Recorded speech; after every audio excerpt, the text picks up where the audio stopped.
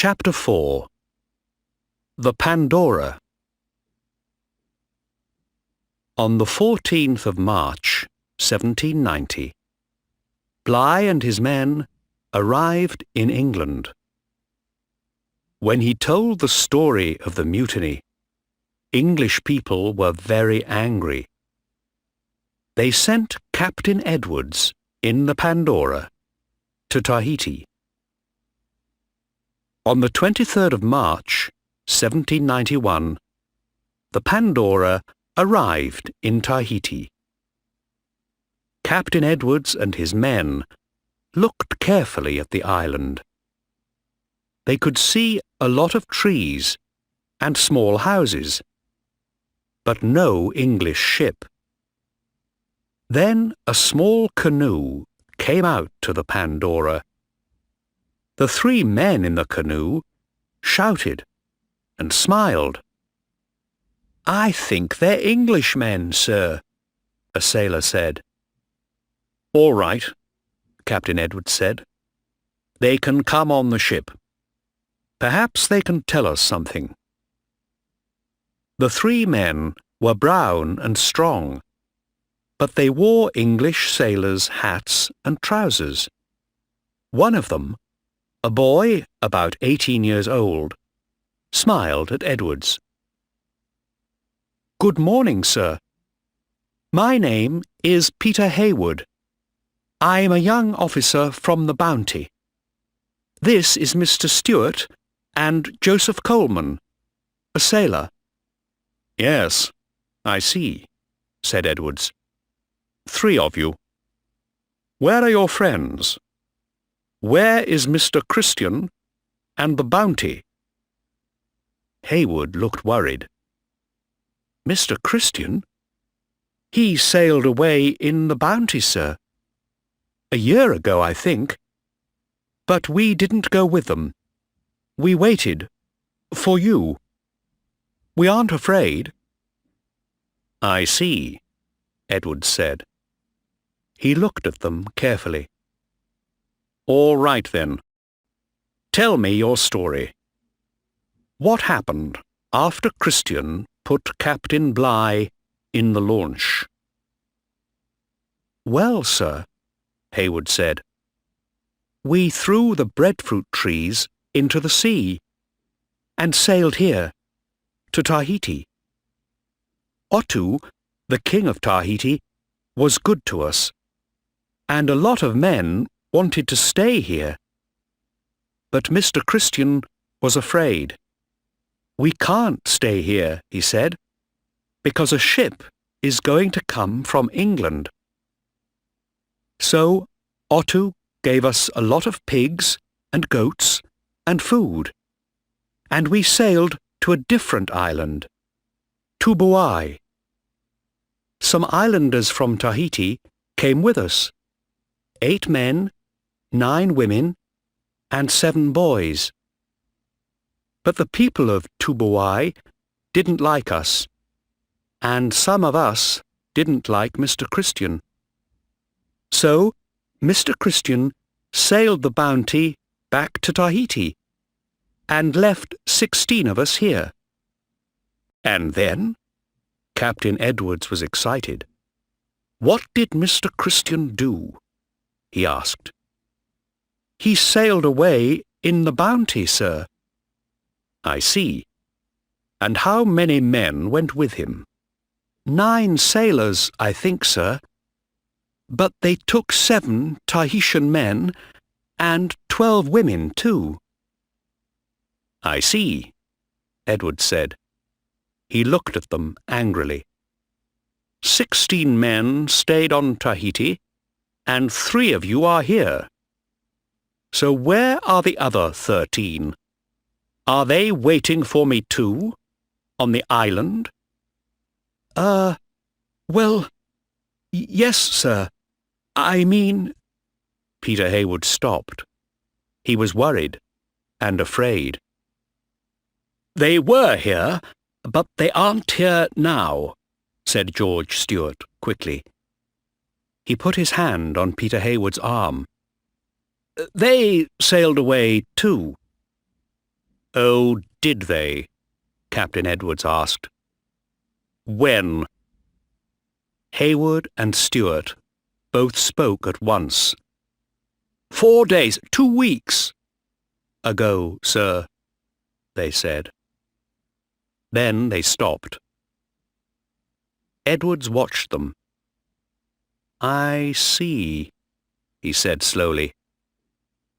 "First you are in a mutiny, and now you tell me things that are not true. Sailor?" "Yes, sir," one of the Pandora's sailors answered. "Put these 3 men in chains. They are prisoners." "But, sir," Peter Hayward said, "we didn't run away. We came to tell you our story. And Mr. Stewart has a wife." "A wife?" Captain Edwards laughed. "Is she at home, in England?" "No, sir. Here," Mr. Stewart answered. "She's a Tahitian woman. Her name is Peggy, Mrs. Peggy Stewart. And we have a daughter." Edwards laughed again. "A Tahitian woman? I'm sorry for her. But don't worry. She can come on the ship and see you in your new prison. Look behind you. We have a wonderful prison for you and your friends. Look." The 3 sailors looked behind them. On the deck of the Pandora was a wooden box, about 2 meters high and 4 meters long. It had a small door, but no windows. The Pandora's sailors put the prisoners in the box, with chains on their arms and legs. Captain Edwards laughed. "There. Are you happy now? You can stay there, all the way to England." "But my wife, my little daughter," Stewart said. The door closed in his face. "We didn't put Bligh in the launch. Christian did. We came to tell you everything." Edwards laughed, and Peter Hayward said nothing. Captain Edwards caught 11 more men and put them in the Pandora's box too. Their Tahitian wives and children came on to the Pandora and cried, but Captain Edwards didn't open the door. For 3 months, the Pandora sailed to different islands, and the prisoners stayed in the box. But Edwards couldn't find Christian or the Bounty, and so he began to sail home. Near Australia, the Pandora hit the barrier reef. Water came into the ship, and the sailors couldn't stop it. After 12 hours, Captain Edwards said, "We must leave the ship. Get into the boats, men." The prisoners could hear the noise outside, and water came in through the door. Captain Edwards took 3 prisoners out, but then he closed the door. "What about us?" Peter Hayward shouted. "Please, Captain, open the door. Why are you leaving us in here?" "Be quiet, boy," said Captain Edwards. "We're working hard now. The ship is sinking." "But we're going to die. We can't move," George Stewart shouted. "Open the door." But Edwards closed the door, and no one helped them. Outside, the first sailors got into the boats and rowed away. Inside the box, the prisoners hit the walls and shouted, but they couldn't move because of the chains. After an hour, a sailor opened the door and helped them out of their chains. But there was very little time. All of them got their legs free, but some couldn't get their arms free. Peter Heywood was nearly the last man to get out. In the sea, he held on to some wood. He saw George Stewart and 4 other prisoners. They couldn't swim because of the chains on their arms. "Help me, Peter!" Stewart called. But the sea took Stewart away. Peter Heywood never saw his friend again. Peter Heywood landed on a small island with some prisoners, Captain Edwards, and the Pandora's sailors. They had 4 boats, but only 1 small barrel of water and some bread. Like Captain Bligh, they sailed to the Dutch island of Timor. Then a Dutch ship took them to England. They arrived on the 19th of June, 1792. Peter Heywood looked across the water at the green hills and small houses. "Home," he said quietly to a Dutch sailor. "England is very beautiful, you know. I left here 5 years ago." "Are you going to see your family?" the Dutchman asked. "Not yet," Peter answered. "I must go to my trial first.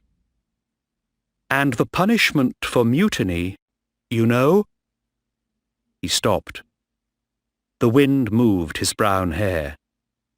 The Dutchman put a hand on his arm. "I know, Peter," he said sadly. "The punishment for mutiny is death."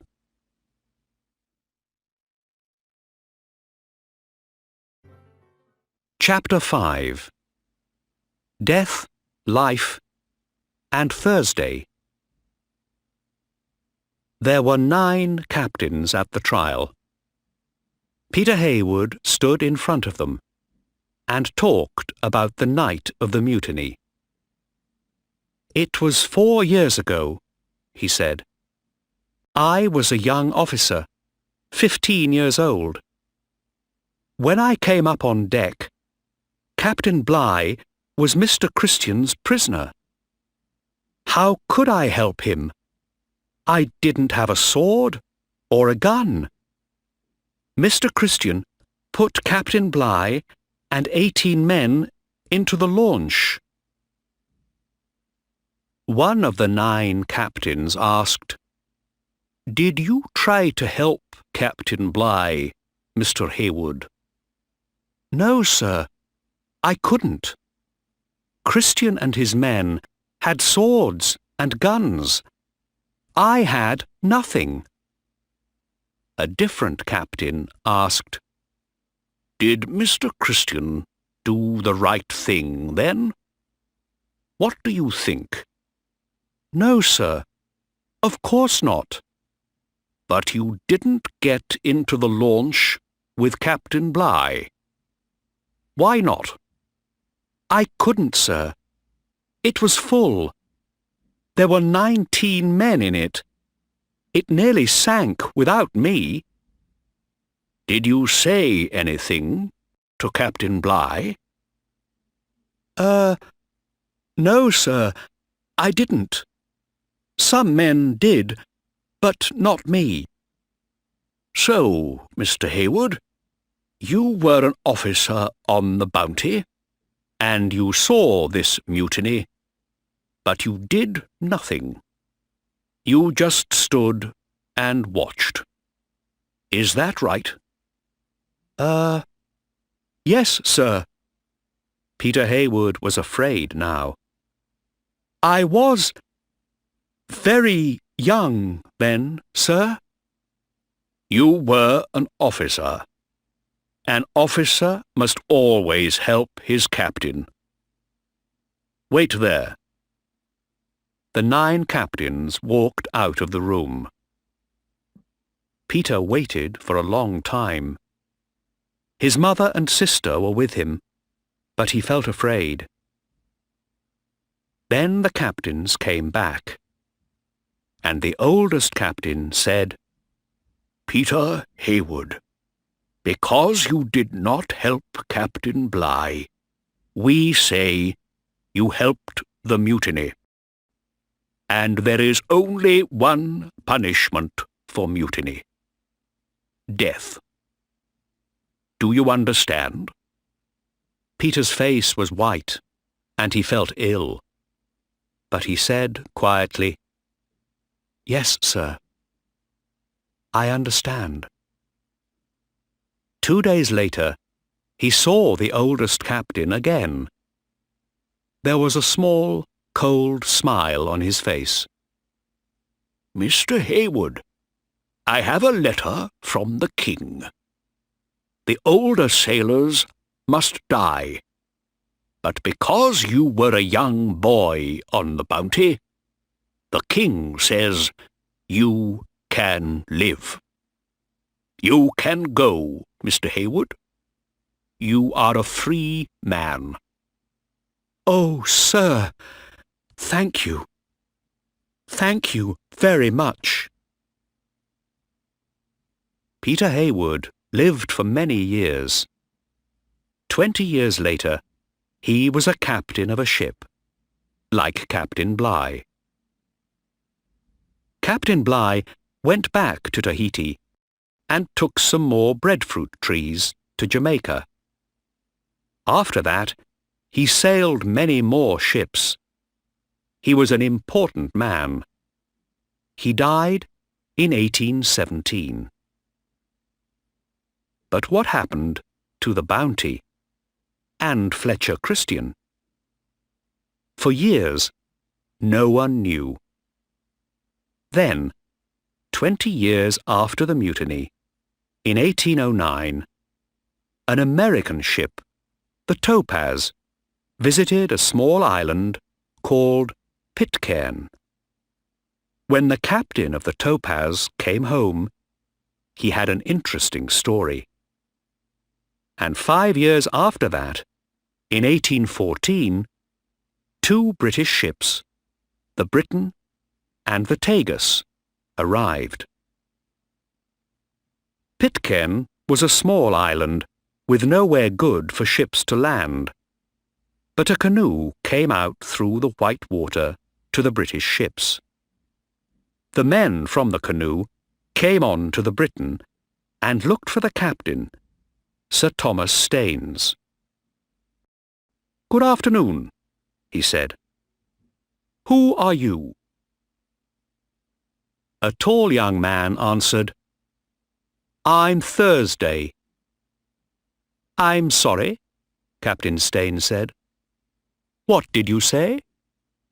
"My name is Thursday," answered the young man. "Thursday, October Christian. I live on this island. You are welcome here. Would you like to come to my village and eat with us? Mr. Adams would like to see you."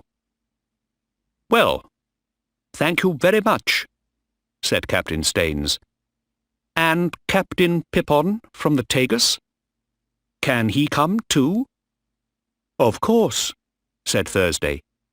"He is welcome."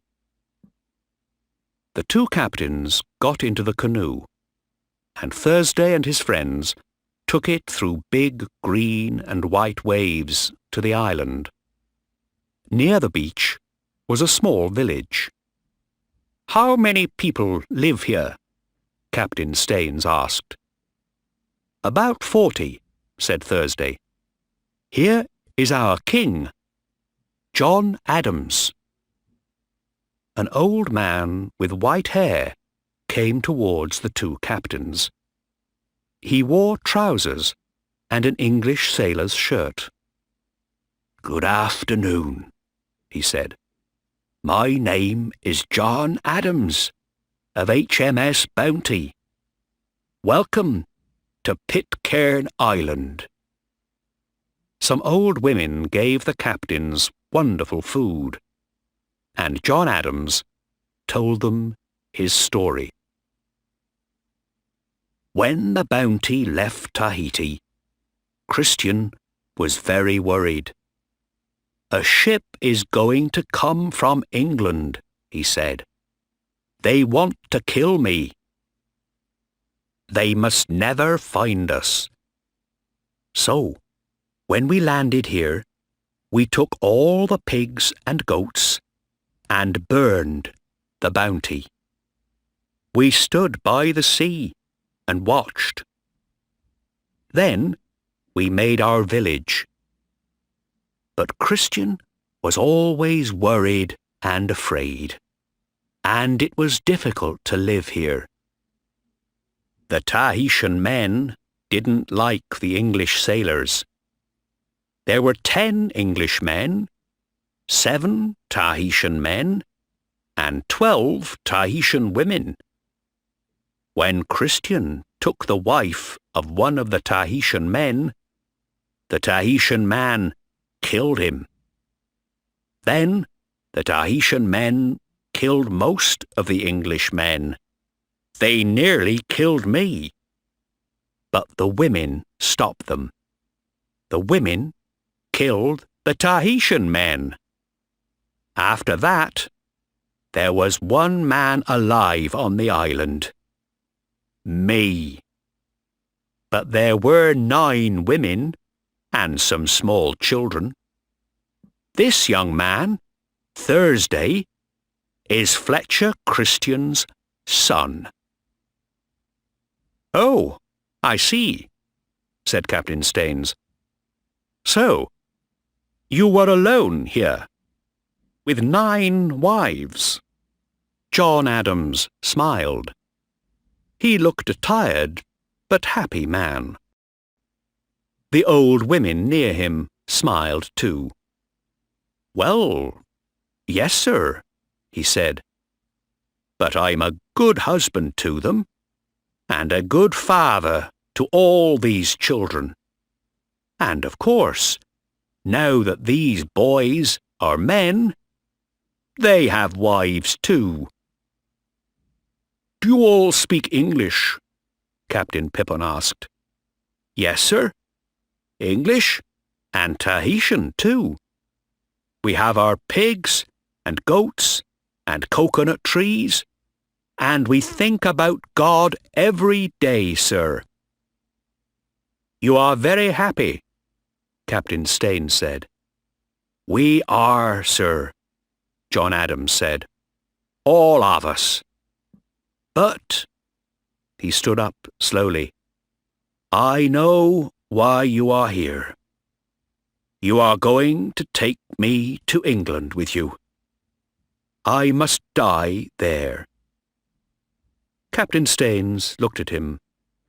The Pitcairn Islanders looked very sad, and some of the women began to cry. "What do you mean, man?" Captain Staines asked. "Well, Captain, I was in the mutiny against Captain Bligh. It was a long time ago, but I did it. I must take my punishment." "But, my God!" Captain Staines looked at Captain Pippin. "Of course, the man is right," he said. "But we can't do this. You're an old man, Mr. Adams, and you are happy here. Your wives and children need you. It was 20 years ago, man. People in England don't talk about the Bounty today. And Fletcher Christian is dead." "He is dead, but I'm not," John Adams said.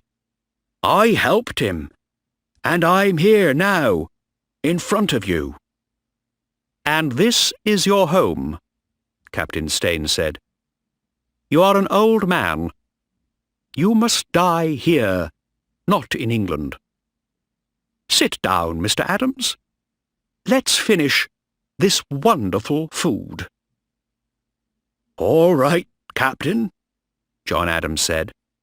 "And thank you."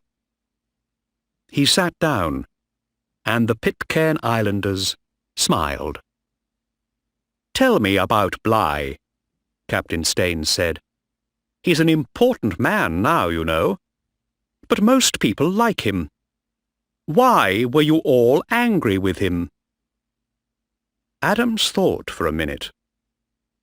He looked up at the trees over his village, and at the smiling faces of his wives and children. "Bligh?" he said. "Well, he was a good sailor, of course. We were angry with him, but I can't remember why. It's a very long time ago."